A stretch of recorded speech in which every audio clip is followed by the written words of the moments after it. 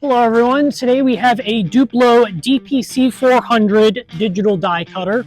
So this will be similar to a plotting cutter but in a flatbed format. So we have a elevating tray here that will pick up and feed sheets via suction cup.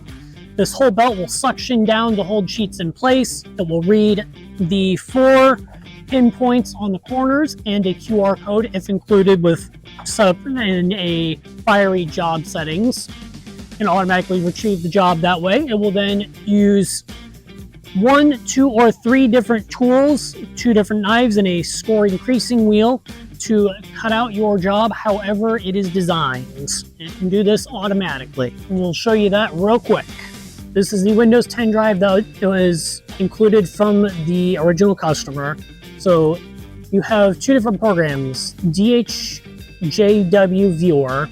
This simply looks at what the camera sees. I have not personally found any need to actually open this program. Otherwise, you would use the DPC controller here. I believe only one program at a time can access the camera. So when we have this, you can do file new, but the way that I know to load a job is open up a locator. So this will actually pull up what the camera sees and the locating system for the pins and I suppose the QR code. So then you open from here, load file. We're doing this whatever die lines one is. I'm not quite sure on all of these settings. I just know auto cut piece. It starts it as soon as it's done reading the points, I believe. I'm going to feed one of our sheets of paper.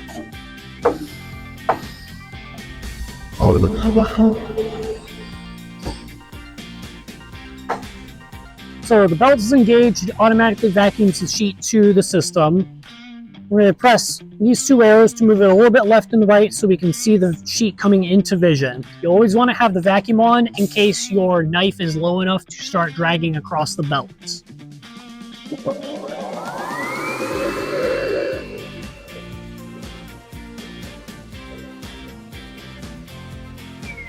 Alright, so now that I've got it in view, there's a couple ways to actually get your system. So you can use dots, you can use like open circles, marks, however you want to do it. This is what actually determines what it's looking for. So if you go into model, you can create a new model or modify one. So this is a model of just, our black dot that we have on the screen. So it's going to look for this. This is a threshold. I believe the lower the number, the looser the tolerance is. So you can see right there, it's kind of got where it is. If I turn this all the way up to 1, it might not see that and it might fail to locate.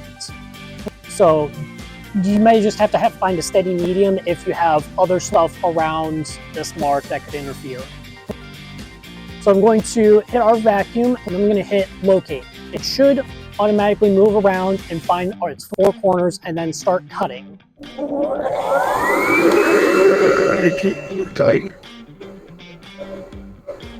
Yes. You know, see.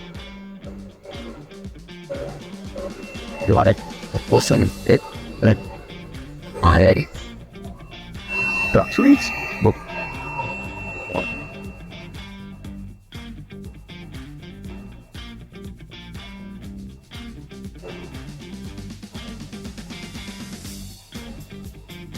Coughed. It. Look.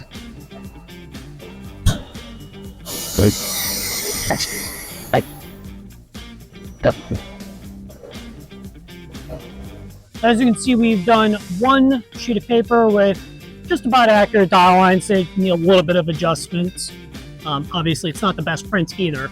You load that and change your cut count to however many sheets you need to load. Hit OK, otherwise you're going to confirm those, locate your page again, and hit go.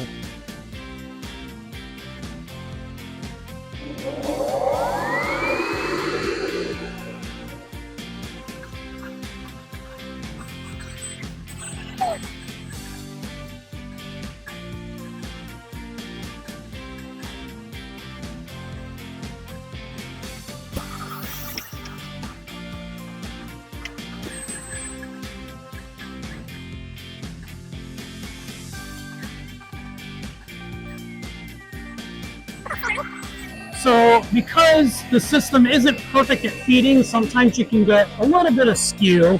That's why I have the system currently reading the location marks on every page feed. Right.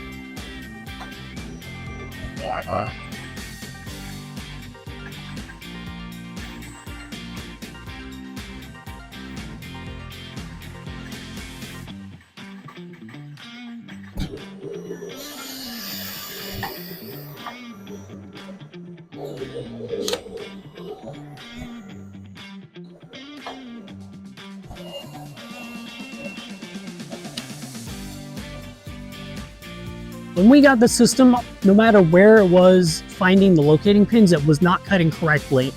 So if you come in here to machine set, this is the reference between how the locator sees it and how the machine interprets it. There is this offset value. So this will change where, no matter where the camera sees the locating pins, this will tell it cut X amount and Y amount off of that locating. So if I fed it that same file, but this was 0, it would cut off on outside of these circles. If for some reason you need to manually locate the marks, if for some reason it's not picking up where the auto locator is, click manual mode, and then you can click around on the screen. It will manually center on the mark. It'll move to where it thinks your next one should be, and you just repeat the process from there on with all 4 of your locating marks. Then it will automatically start cutting based on your job. So currently we have one tool included. This is knife tool. This will be your basic everything cutting and scoring for a page. You have the option of adding a secondary knife tool here. And then of course you have your scoring increasing wheel. So you can use all 3 of these in tandem to very quickly punch out any job that you need. Right, so when you connect the PC, you'll have 2 Ethernet cables. One that's this kind of flat, thin one that needs to go into the onboard card here. And you'll have a regular one that will plug into the regular slot. So this is to run the camera connection. This is to run the system connection. If you need internet, you will unfortunately have to purchase some sort of USB dongle. This, I believe, is the hardware key. I don't know if it's for the Duplo software or if it's for the Hexsite software. Not entirely sure, but that's how you need to plug in those 2 cables for the IP addressing and stuff to work. So with the Duplo, you'll get the PC with the software. You're going to get 2 hard drives. The King Fast Drive is the original drive that it came with. So this is a Windows 10 Pro. It has the software installed. It's a slightly older version than what we have in the files. But it also comes with who knows what software and files installed to the system. In the computer as well, you're also going to get a data SSD. This is a freshly installed Windows 10 LTSC with the software installed. Theoretically, they should be exactly the same. The only difference that I'm aware of currently is the ADATA. The Hexsite is not licensed, which I assume is what the dongle on the back of the PC is for, which is why we're also including this original drive as well. So, use them however you need. You'll get both just for safety.